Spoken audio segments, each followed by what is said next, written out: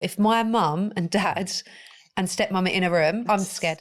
Thanks for treating my mum this way. And literally, he just stopped breathing. Wow. That's all I could wish for, is that my stepchild would be that happy. Can I be nosy? Go for it. Why did your mummy and daddy break up?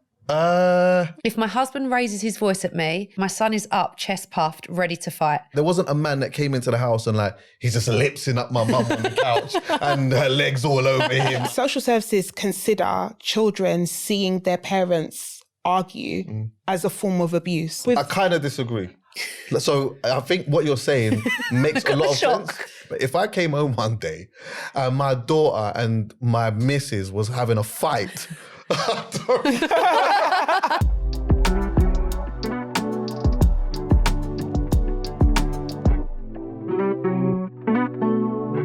Hi guys, I'm Kate Ferdinand and welcome back to Blended.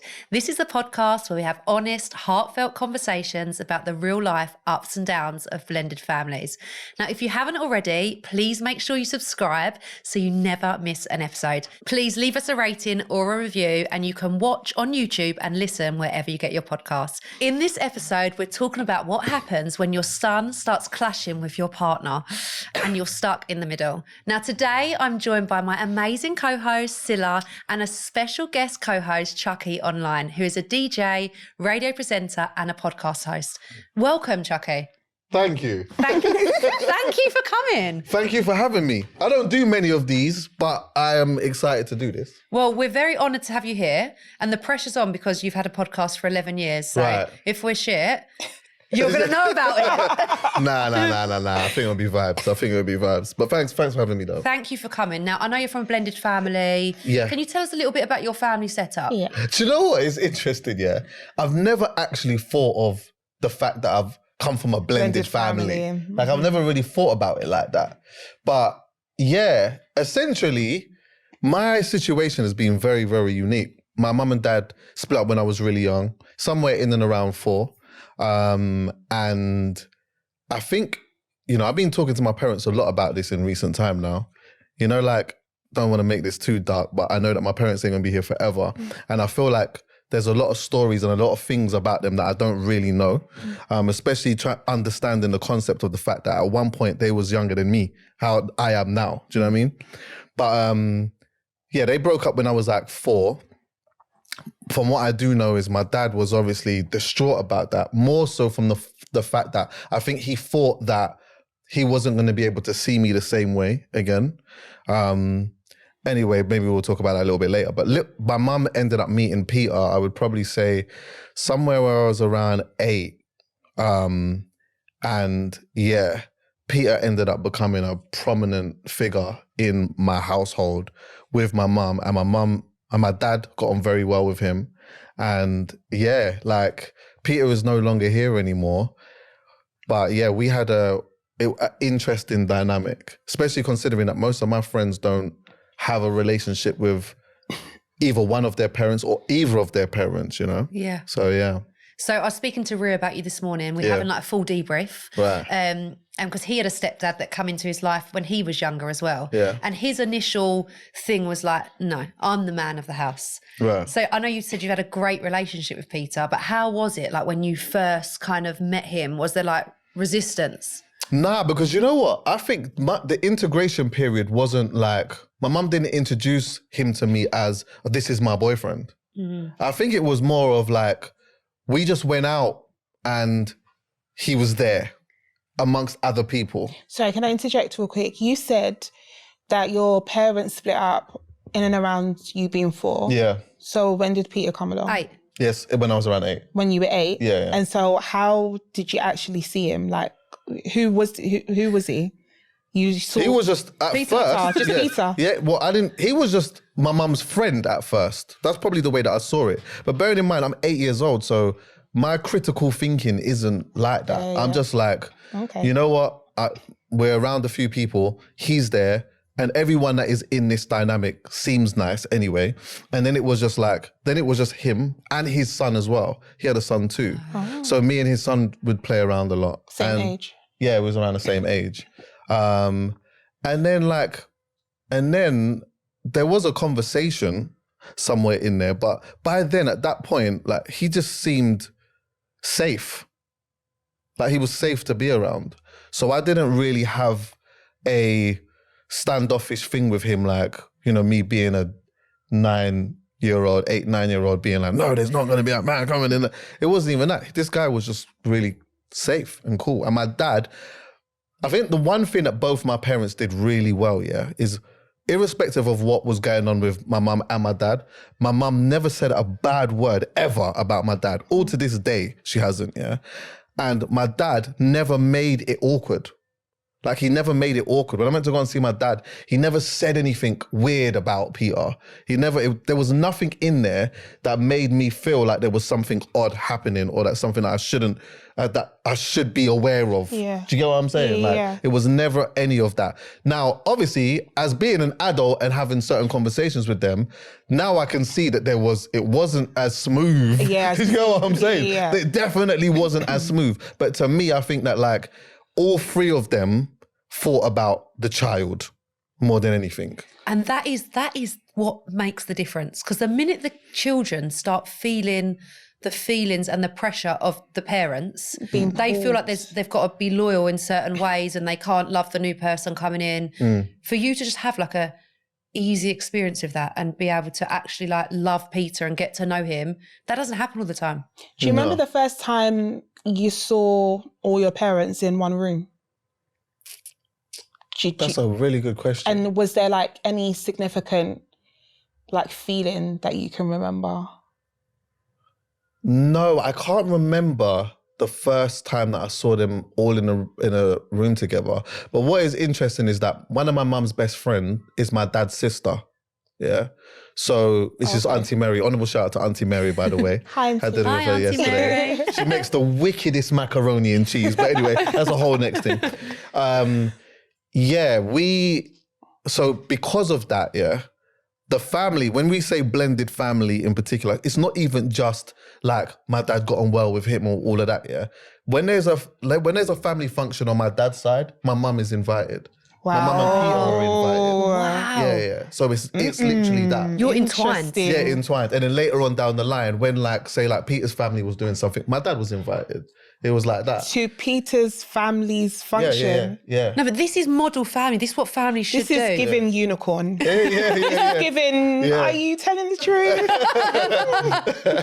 Nah, but you know, so I would say that I can't remember the first time, but I could almost guarantee that there would have been a family function on my dad's side, because it's massive, and my mum is just invited and Peter was there.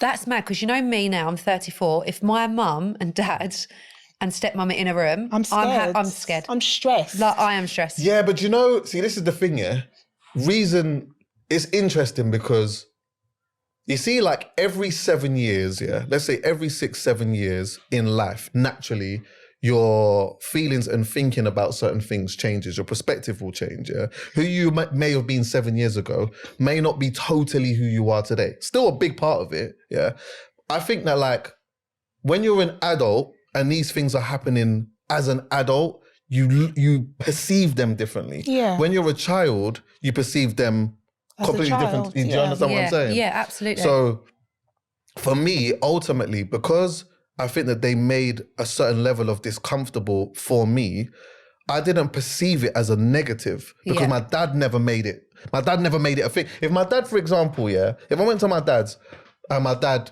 said something weird about Peter, at that age, I love my dad so much, instantly, this is weird. Yeah. Like, who's this? Yeah, Do you get what I'm saying? Yeah. Also, another thing that they didn't do, my mum and Peter, is that when Peter was around, he wasn't all over my mum in front of me. Yeah. Immediate. Like, all of that stuff came a little bit later.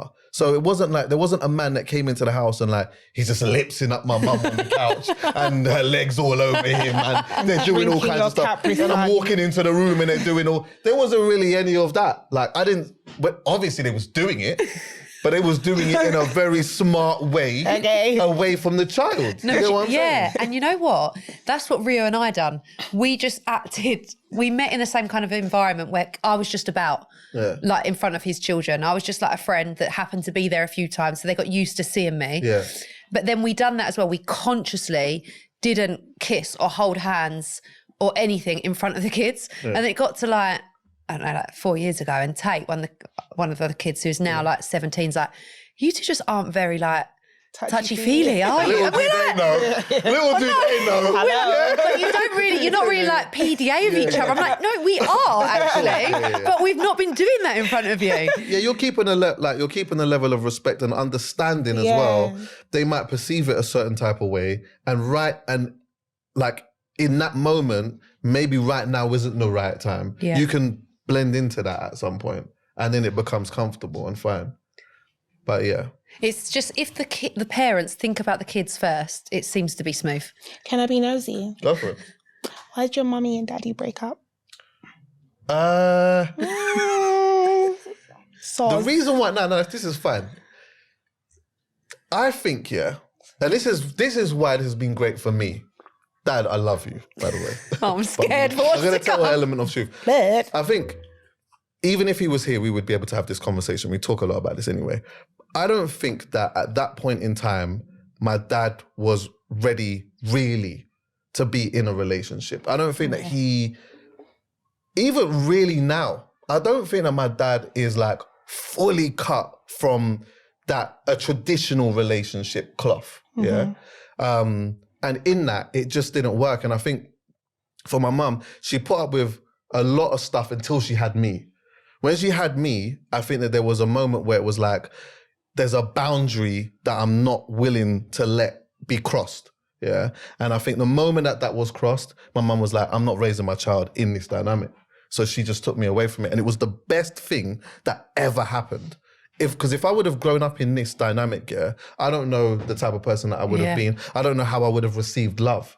But when my mum ended up meeting Peter, this is not to say that Peter is a better man than my dad, because that's not that at all, But I think that like he came in and had a different perspective of relationships, And so growing up, I was able to see the nuances within a relationship and like what felt comfortable and what didn't feel comfortable. And what was kind of sick as well is that sometimes I go to my dad's, and my dad would be like, oh, how's your mum and Pete? And I'd be like, oh, they're cool. They just gone for a walk in Scotland.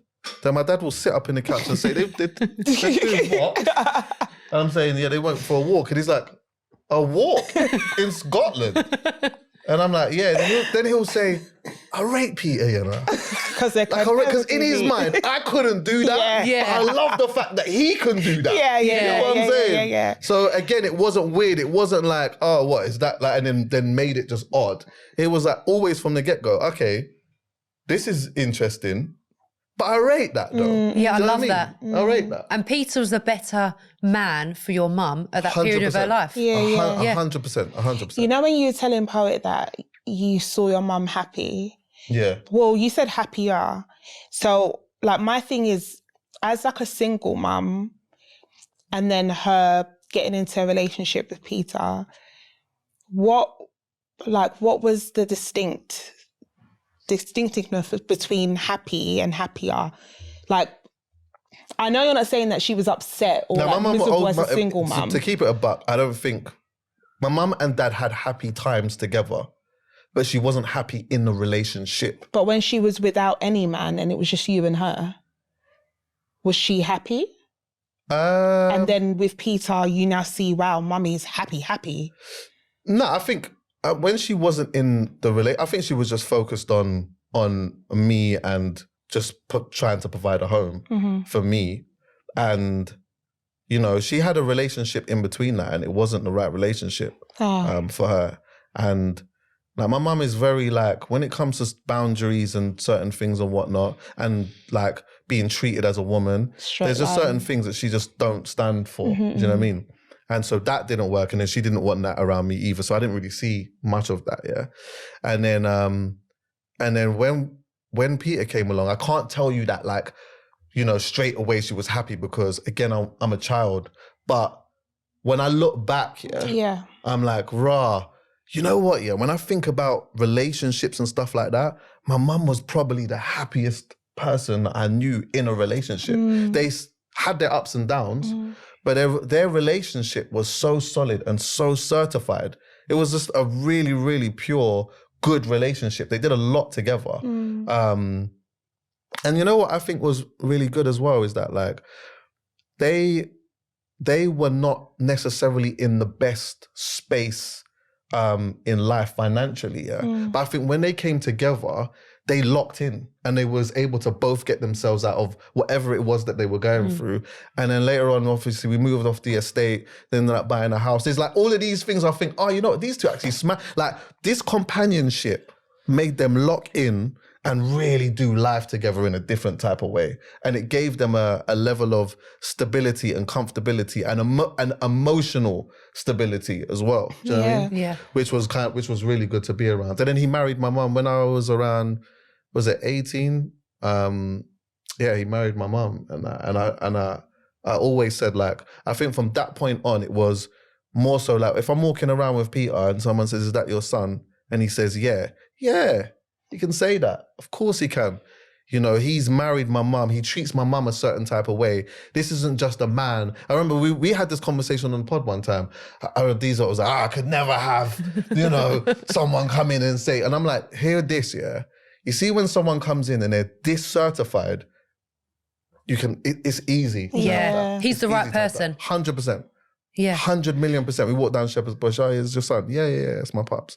I know we're going to go into the dilemma soon, but I really want you to share for like maybe like people stepping into like dating again or introducing someone new into a child's life. What can you share that would give maybe the mum or the dad that's meeting someone new advice for meeting a child, and perhaps maybe like a young person watching this, an 18-year-old, 19-year-old, feeling some type of way that there's like a step parent coming on the scene? Like what can they look for, or what did you look for? What can they hope for? Is it that deep? From a parent's perspective, obviously I'm not a parent, but what I can say is, in the integration period is really, really important. Yeah. And also understanding your child too. Those two things are really important. Integration, because sometimes you can just do things too quickly and it can throw the child off. You know, I think as a child, for a lot of children, your parent is your superhero. And it's only until later on in life you start to realize that actually they're only human and, you know, maybe one day your parent isn't even going to be there. There can be all kinds of stuff that can take a parent away from you, in this life. So when you're a child and you have that parent split, for example, it's like, it's already odd because these are two superheroes that are not there anymore. Yeah. And then you have somebody else that just comes in and it's not, that person is not a superhero to you. They're just coming into this dynamic, which feels odd. So that's why I feel like the integration period is really, really important in how you do that. Yeah. But for a child that is going through that, I don't really know. Because when you're a child, you just feel how you feel and you don't even know why you're feeling that way. Yeah. Do you know what I mean? You don't know, like, we were having this conversation the other day, you know, like, babies, for example, when they're tired, they cry. Yeah. It's opposed to saying, Mom, I'm tired. Dad, I'm tired. They just start bawling. Yeah. But it's because they don't understand the emotion. Yeah. They don't understand it. They're just feeling this type of way and they're just acting this type of way. And so, you know, I think for a child, the nuances are even more louder. Yeah. And I think just sorry, I'm now giving advice. I think just making the child feel happy and safe. Because you obviously haven't thought about this. You're just a child. Peter's made you feel safe. Peter's made you feel calm and comfortable. You haven't even had to think about what he had to do. Do you see what I mean? Yeah. So if you can just make a child feel safe and calm and that you're not encroaching on everything they're doing and coming to take away. Did Peter ever tell you? Tell you what? I had to I did this to prepare to meet you and I had to be considered in this way. We never actually got to have those conversations, which is unfortunate. But yeah, like my mum has told me a bit, and it's really unfortunate, that aspect of it. We didn't get to have those type of conversations because he got diagnosed with a brain tumor, in 2019, and that obviously rocked us, But then he had a certain amount of time, so they was like, oh, if he has surgery, then he'll have, however, it was like a year and a bit. If he doesn't have it, it's going to be like half a year. So, and then COVID happened. Yeah. Which was, like, ultimately, I know that obviously it was such a bad time for so many people, it was the best time for me, really, because he was going through this thing. He had surgery, he lost his speech. So he wasn't able to like say words the same way. He had speech therapy and stuff like that. And he had to be in the house because obviously it was, if he went outside, he was, like he was receptive to catching it quicker or whatever. And for me, it was like, I got to spend so much time with him. We got to exercise together. We got to walk together. We got to do a bunch of things together. And over that period of time in COVID, it started to deteriorate and his behavior started to change. He wasn't able to walk as well and all of that, But I kind of felt like when we had him in the hospital bed downstairs, I was staying with my parents at that point. When had him on downstairs and whatever, I'd have to wake up early in the morning, all hours in the morning, go and check on him and all of that, And sometimes my mum would she'd come and wake me up and be like, I'm sorry, I think something's happening, we need to go down. And I'd always say, don't say sorry. You don't need to say sorry. Like, this man has been a part of looking after me for a large part of my life. It's an honor. This is actually an honor. So all of that started happening. And then, I would sit down with him and I would just be chatting to him. Like, we would just be watching TV, just be chatting to him. And he wasn't able to be as conversational as before until it got to the point where it's kind of close. And just for added context, by the way, this is how mad this year was. In that January of 2021, his mum randomly passed away. We got a phone call saying that she was in the hospital or whatever. So then we was trying to literally just before she passed away, we was getting him on the phone to see her, but we didn't know whether he was understanding what was happening. We couldn't take him to the hospital. It was obviously COVID and all that type of stuff as well. So then she passed away.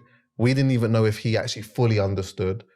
I kind of think he did because there was a time where we was at the dinner table and he was asking for his mum.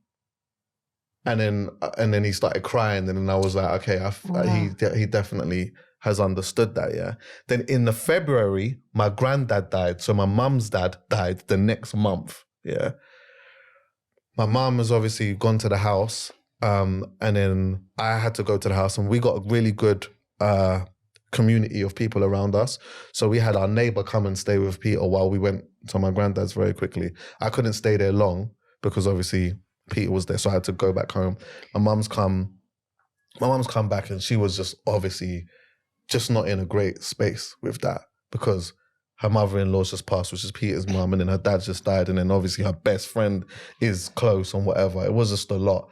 Then in March, the next month, Peter died in my arms. It was when I tell you, wow. I can talk about this now with joy, but I couldn't talk about it before. But it was honestly, the most special thing that I think that's ever happened to me in my whole life. And I think it's because of the context of the fact that, remember again, he's come into this dynamic, and he has just smashed it. And I'm in my house and my mum's gone for a walk. She's come back and then she said, I think something's happening. So I've gone downstairs and his eyes was open, and prior to this moment, his eye, the last 3 days, he just had his eyes closed. So his eyes was open and he was breathing and that.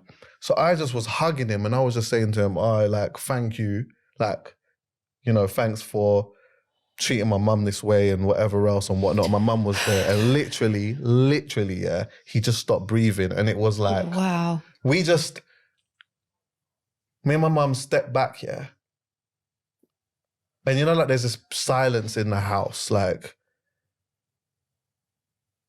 was so deep, man. It was so deep. And it was okay, it's over. And the first people that came to the house, was my dad's family. Oh, wow. Yeah, the first people that come to my house was my dad's family.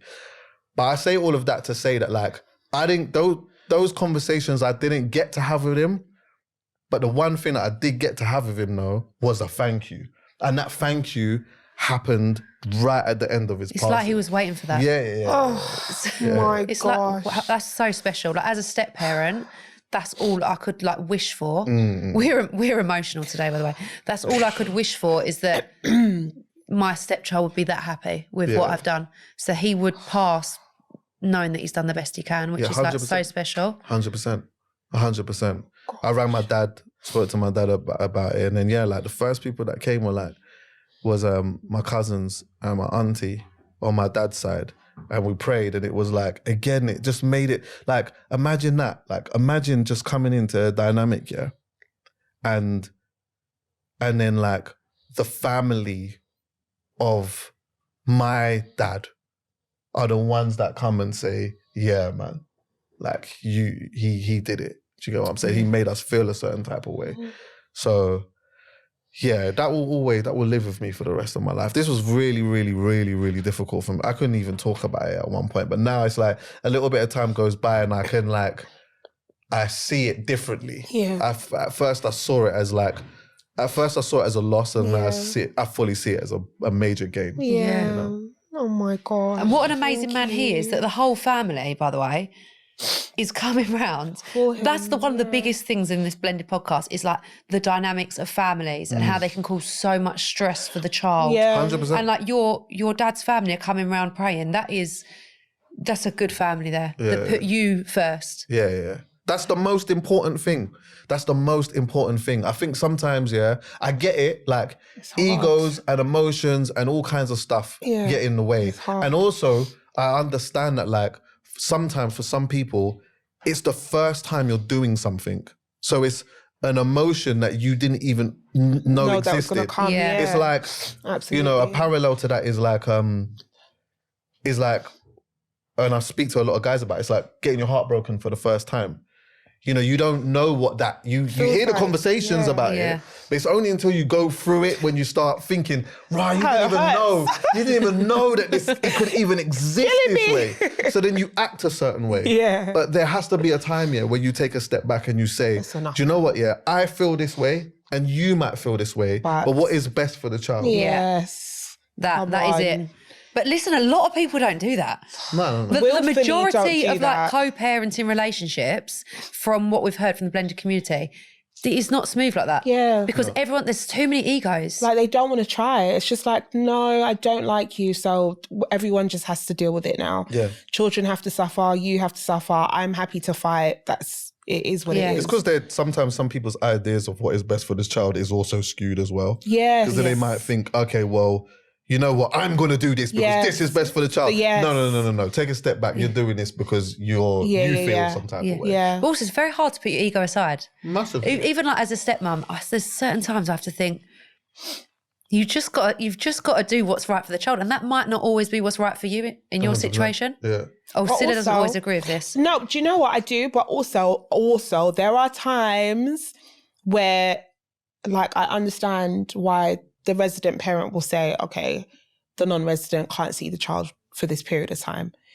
Or I'll understand. The non-resident? Like, so in the most common sense, like if the mum says, okay, dad can't come around anymore because dad is being like volatile or hostile or something or other. Yeah. Or there are some situations where it's like, the stepmom or the step parent's like, I am going to disengage. I'm not going to get involved in this drama.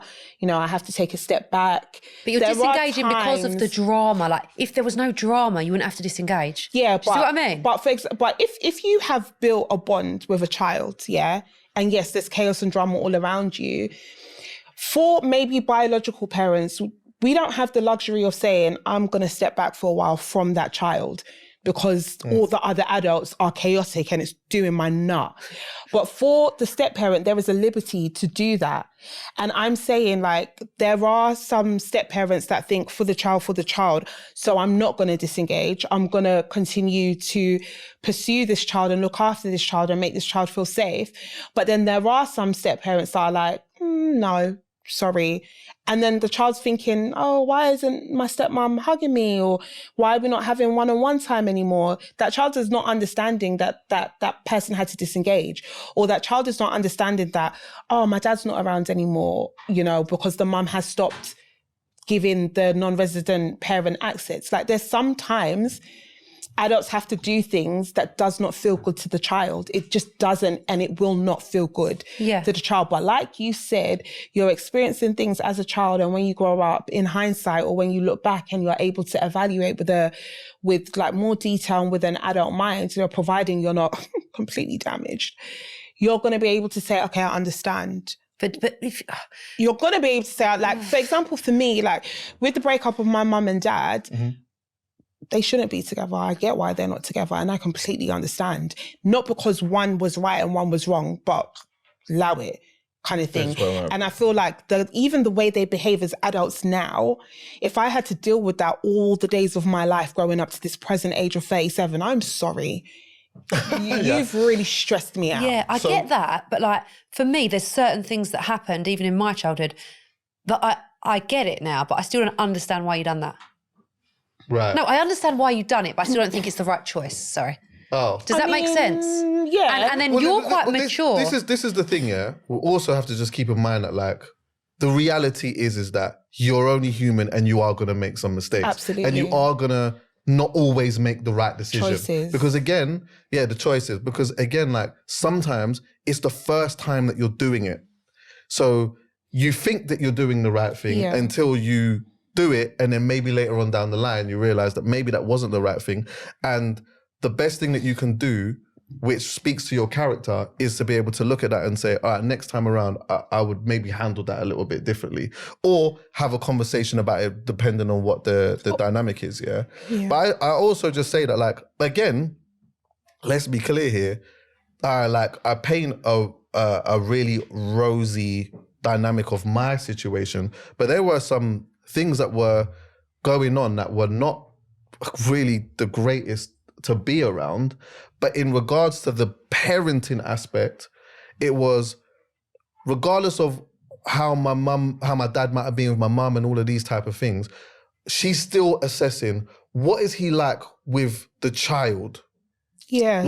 Because she could say, oh, do you know what? I don't really like when he comes around, he starts saying this and that and whatever. Yeah. And then so it's like, you know what? No, you can't be around the child. Yes. But ultimately, she's still able to say, okay, cool, we're going through what we're going through, but you are actually good with the child. So if it means that, you know what, you pick him up at the door and I don't come to the door, then it just is what that is. So we don't have to engage. As a child, I don't really know. All I know is Dad's coming to get me. Yeah, simple. Dad's coming to get me. Yeah, I agree with that. I always say, like, I honestly do think you can be a good dad and not a great partner.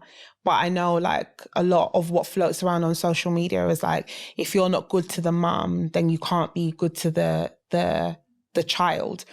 And I get that in, like, certain aspects, because for the most part, the mum is the safe space for the child, or the resident parent is the safe space for the child. But I think as adults, I think we're allowed to not get along and not even like each other. I cannot stand you. But if we have, like, a common, like, thing or ground or space that we have to navigate, we should be mature in our minds enough to be able to do that. Like, we can be colleagues and I don't like you, but we still have to do this project. Yeah, like, we can be co-parents and I don't like you, but we still have to raise this child. But you still, as a step parent, it is difficult. I could imagine, where there's a dynamic going on between those two, for example, and you're now trying to work out, how do I maneuver, like, how do I fit into this? Because you don't want to see the person that you love being disrespected by their ex-partner. You don't want to see the person that you're with being disrespected by their child. Yes. Do you know what I mean? But I can only imagine that when you're watching those dynamics, sometimes that can be difficult, because, you know, at what point do you step in and say, nah, that can't really run around here? And then there's sometimes you just step back altogether and say, run it how you need to run it, because I can't put my voice in this, otherwise it's going to get a bit sticky. God.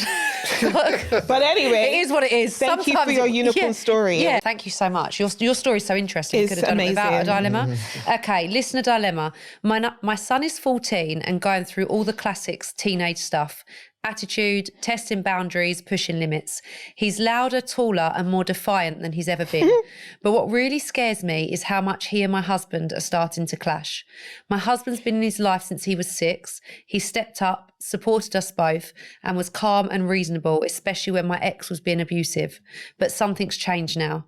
The arguments have escalated. If my husband raises his voice at me, my son is up, chest puffed, ready to fight, like he's protecting me. It's happened more than once and it's starting to feel volatile. My partner isn't used to being challenged. He shouts more now, gets in my son's face, and my son, he doesn't back down. He squares up, full of teenage bravado, and I can see something building that I don't know how to stop. I feel completely torn. I don't want to choose. But if it ever gets physical, I worry we won't be able to come back from that. How do I fix this before something happens that we can't undo? Oh, it's not for her to fix. That is a big one. All on that man, sorry. It's that man's fault. Look, the mum and the dad, the mum and the stepdad are ironing out or living life in a way that is a bit too visual for the son.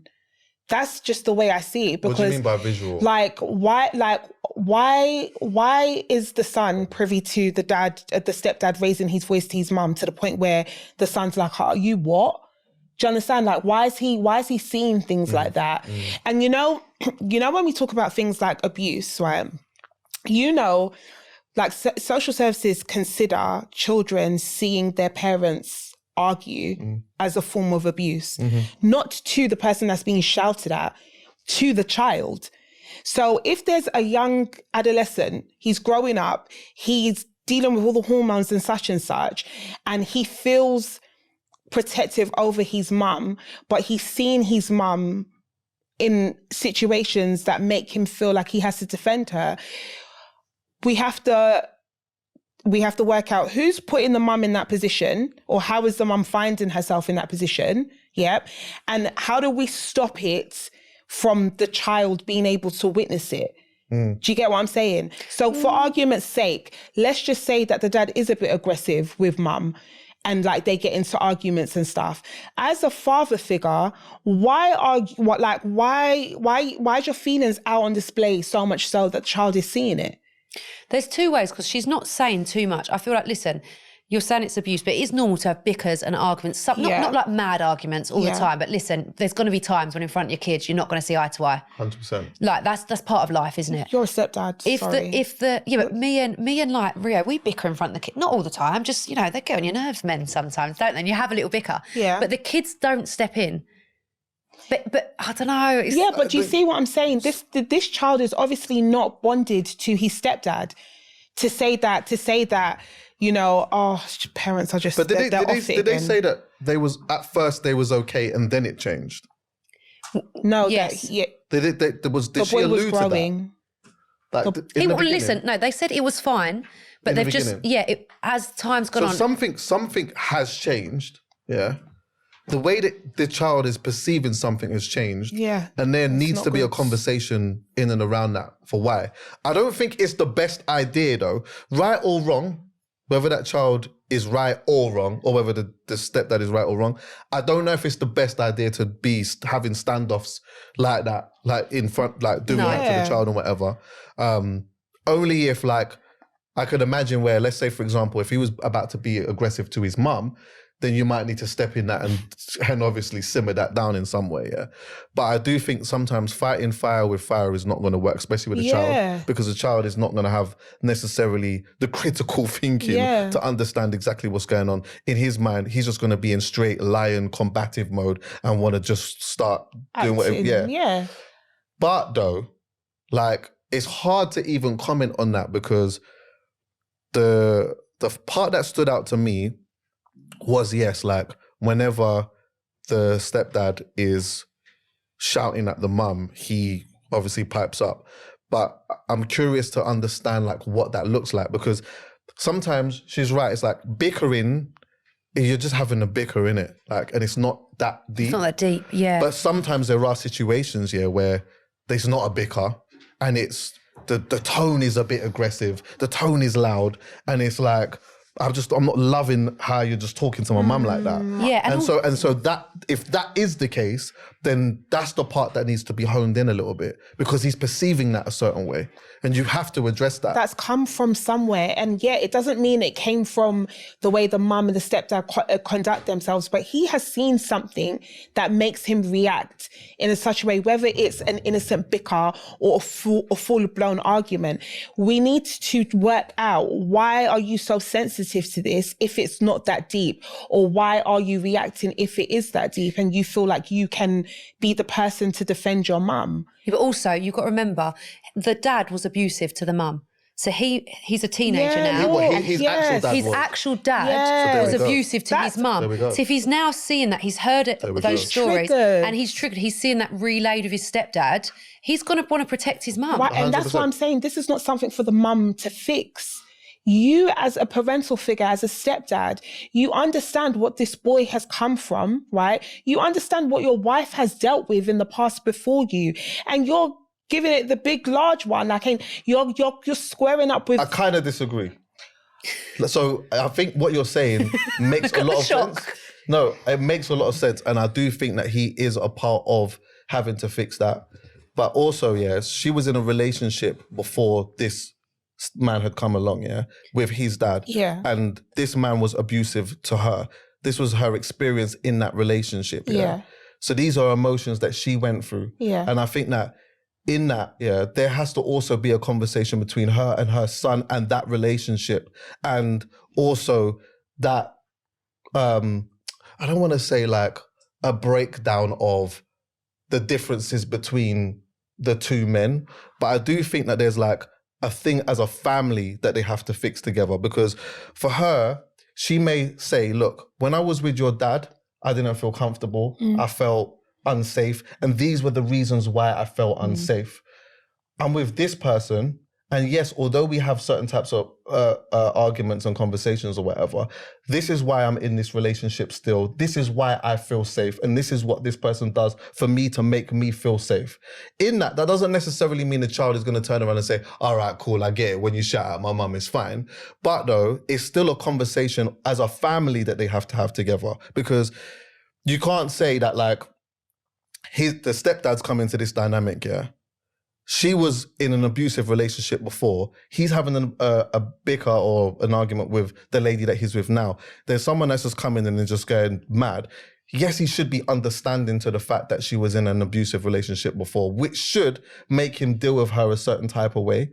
But though, it's not just all on him to say, yo, like, I'm going to be the one to fix this. We have to do it together. Absolutely. But you also need to be able to say, I'm triggering people in my household, sorry. And can you ever, because be with someone that squares up to your kids? Sorry. Come on. Because if my child's there That's mad. and like Rio's squaring up, I'm just like, that is not down. as That's an a sign of adult, losing control. Yeah, you This have is to what I'm step back. saying, yeah. Because he's a teenager here. And he might be the annoying adult. you and jarring you, but you're an adult. In your sane an mind, adult. you shouldn't be squaring up to a kid. Let's be honest. So that's the issue as well, that on his side, I would say, the issue is that the egos are doing way too much. Because you know what?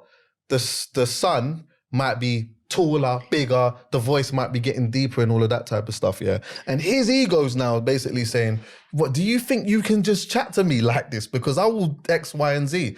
But you can't do that. You just have to understand this is a child, and by running at it like this is only going to make matters worse, especially adding to the fact that she was in an abusive relationship before. So I just feel like there's a conversation that they all need to have with this child, And I feel like he specifically has to change parts of his behavior. Absolutely. Because you can't come into a dynamic knowing that this woman was in some type of an abusive relationship and then start repeating elements of the behavior that is going to trigger him. And that's all I'm saying. I just don't want the person of the dilemma to feel like I have to be the fixer here.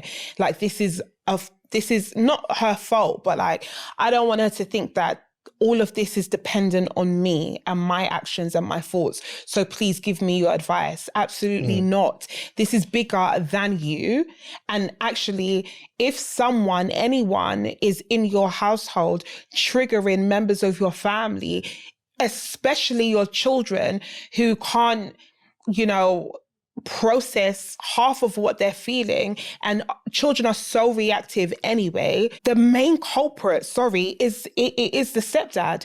And he needs to be able to be humble enough to say that, actually, I am making everything like deeper and more harder than it needs to be. And so I need to now find new ways to basically let this young man know that I am an authority figure in this household.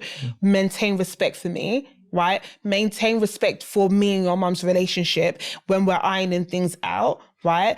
But also, he needs to be able to come to the son and say, I'm sorry that I've behaved in this manner, and this is what I want to try and do going forward. I want us to be able to talk about when we're feeling some type of way instead of like getting in each other's face or whatever. He is such a catalyst to changing things around. It's not so heavy on the mum. That's just how I feel. You're right. She just needs to sit down and, she needs to talk to her husband and say, you're triggering us, right?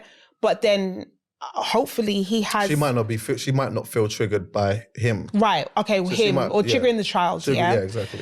But hopefully he's humble enough to take it on board and be able to come outside of himself and get over himself and look around. And then mum needs to sit down and let the boys work it out. 100%. I do think it would be good though for them at some point to have a conversation about her past relationship with the child. His dad, with his biological father. Oh. I think that's a conversation that should be had. That's if he's around, yeah. Well, yeah, either way, because this was a man that was abusing her at some point in front of him. And he saw. So he was abused by proxy. 100%. So like, there's a conversation for them two to have too. But yeah, I definitely do agree though that like the stepdad is letting ego get way too in the way. It's hard when the teenagers get big and they go from these, young, sweet little kids, and all of a sudden they've got, personality. They've got opinions. Yeah. And it takes a while to adapt to that. Yeah, but for this, I don't even think it's him. I don't think it's the child having opinions. I think he's triggered from trauma. It's trauma. Yeah, he's triggered, obviously, but does it make his reactions right as well? No. So he needs to help be... the son needs help. Because he won't necessarily understand even how to deal with that. Yeah, all that's he why knows he's saying he needs to have a chat. It's literally... Sometimes with children, it's just black and white, innit? And I think that you're doing X, Y, and Z to mum, and I'm just not having that. Yeah. It's just as simple as that. Yeah. But, the good thing that you can do is to open up the nuance and to discuss it. Them two, as a man and young boy, they need to go for a walk. Yeah. See what I'm saying? For sure. They need to go for a walk, mum needs and they need to go and have an understanding. And at some point, you know what? It will be useful for him to have an understanding about that relationship that she had with his dad. Yeah, and also, if the dad's not around, maybe even some way have an understanding a little bit about an unbiased